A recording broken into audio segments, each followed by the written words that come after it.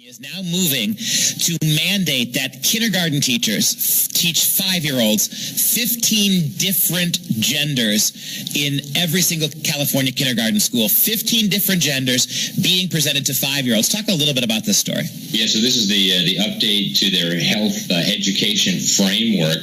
And, I mean, people need to look through the materials here that we've talked about. You have stuff like teaching the kids that adults guess what gender a baby is because babies can't talk. It is absolute insanity masquerading as education, and it's sick. So to make sure we understand what's happening here, the state of California has recommended, and when California recommends something, that means they want it in there. They've recommended a book for 5-year-olds to begin to comprehend the complicated nature of gender. As a matter of fact, in this book, you're teaching 5-year-olds 15 different gender variants. The title of the book, by the way, is called Who Are You? Inside the book, they say, quote, for some people, there are more than just two choices. These are a few of the words people use, and you're exposing 5-year-olds to these kinds of gender differentiations: trans, genderqueer, non-binary, gender fluid, transgender, gender neutral, agender, neutrois, bigender, third gender, two-spirit, whatever the hell that means, and even more words on the word salad spectrum. These are kids that cannot read. These are kids who don't understand the biological underpinning of masculine and feminine or male and female. These are kids who are simply basically trying to come to grips with their own physicality in terms of their bodies. Their minds have not developed abstract thinking yet, and yet you're going to hit them with things like bigender, two-spirit gender, agender. This is an impossibility for little kids. You are doing nothing at age 5 but putting words in their heads, forcing them to understand things that adults only understand. You're guiding them along a path of indoctrination that is staggeringly inappropriate. Yeah, well, that's the insanity that we're dealing with now, and we see that it's very effective. If you look, we covered at the Freedom Project in the Newman Report, we covered a study out of the UCLA where more than 25% of California children between 12 and 17 are now gender non-conforming. So, they're not comfortable, they don't identify with their biological gender. So I guess they thought 27% was not enough. If you recall, National Geographic was honored by making history with a new cover where they put a small child, either a boy or a girl, a male or a female. It's tough to tell, and I don't actually recall. The reason I'm running through this again is I've gotten a lot of questions lately asking about the article links to this. The American College of Pediatricians, Best for Children, notice the little symbol up top, they published an article several years ago, and then they updated it again on August 17th, 2016, where it explained things straight up. Even though this doesn't need an explanation, they explained it straight up and down. I'll leave links in the description. How no one is born with a gender. Everyone is born with a biological sex. Did you see that?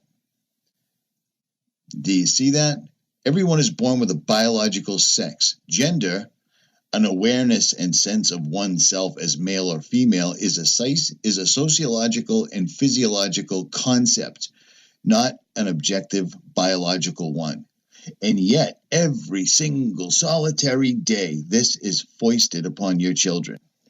And it's relentless. This is from Rebel Circus. 15 gender-fluid celebs you need to know. Well, maybe you don't know them, but I'll tell you what. Where do you think this young lady came from? She came out of the Disney machine. Look at this. Do you remember Hannah Montana? Do you remember this little girl? Well, that's her now. And she's gender fluid.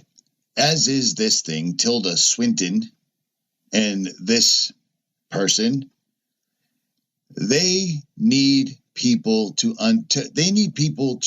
accept this. And for the most part, they have. Walk down the street. Go into a mall, go into a store, go out in public and look around. First of all, to finish their experiment or their great work, they have to demasculinize men. And that's exactly what they're trying to do. And anyone that isn't a gender fluid, demasculinized man is targeted, victimized, or labeled. Do you see what I'm saying? This is the agenda. This is their goal. This is their God. This is who they worship to. Now, if you remember, or maybe you don't, I walked into the Satanic Temple's headquarters and videotaped this actual sculpture straight up. This is it right here in Salem, Massachusetts. And notice, hanging right out the window is the rainbow flag, because that's all part of the agenda. They call this art. I explain in this video, which I'll leave links to in the bottom. If you haven't seen this, I put this up in May of 2017, and it's a walk through the entire building and everything that surrounds it. But I digress. What's important here, it isn't just some asshole with a laptop, meaning me, that thinks this. This is the American Society of Pediatricians that are explaining this stuff. This is bad business. Bad business. It seems like a place like the American College of Pediatricians should carry some weight. This should be being taught in schools right now, and yet it isn't whatsoever at all. They're using propaganda against us. I showed you this right here. The Smith-Mundt Act was repealed. Americans should be in the street burning effigies and raising pitchforks about this. The fact that our government has flipped the Smith-Mundt Act around, they are allowed to use propaganda against their own people. You use propaganda against an enemy, period. That's what propaganda is. And yet they're using it against us, and people don't seem to see the difference. It doesn't, I don't get it.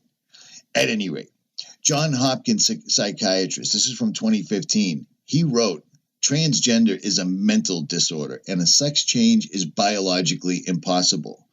These are the experts. These are the words that people should be talking about, not listening to stupid crap like this and this. You see what I'm saying?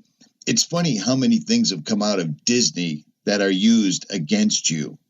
Anybody that's got children have Disney things in their house. If you don't, you're an absolute anomaly, and I doff my proverbial cap to you. But most people, for the most part, have a home full of children. They have a home full of Disney. This was National Geographic growing up. This is the kind of stuff that you saw on the coverette, because this is what Nat Geo was about. Things like this. The fact that they decided to go and put a transgender child, or a child calling it a transgender, on their cover is completely, it's in line with the agenda. These people own absolutely everything. They're pushing it. They're normalizing it. And then they're even going past that. They're normalizing it to the point where if you don't believe that this is normal, you're abnormal. Or worse, you could be labeled a terrorist. Who knows? That's just how it rolls these days.